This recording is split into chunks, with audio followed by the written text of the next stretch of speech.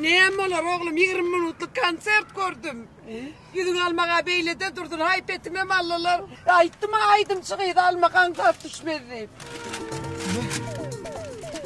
İnne, men filbini alıbilem ok mu ne? Alıbileyim şunlar getirdi Allah gidiver. Ne mi bu?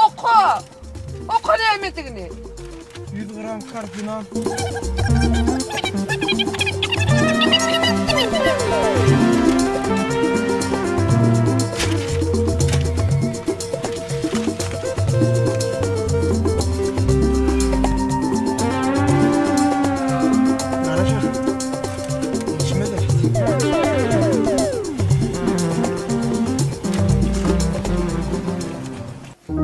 Alo Evin. Geçen haber.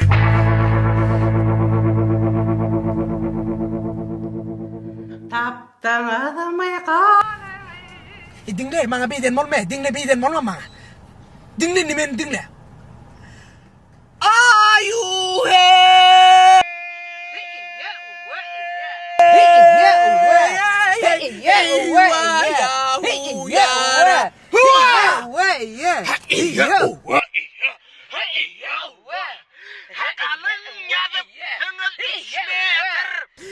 Yemden gök çaya çenli soğuyettiniz yeten o çaya çenli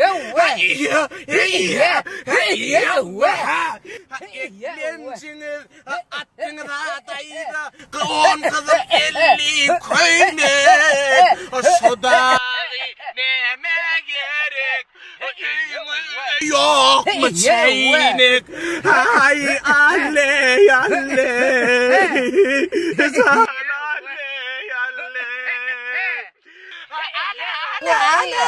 alle hoppa yakalarım atlayınca kebelek basma yakalar devul yakadan giyecekmiş yeter mi bahalar ay alle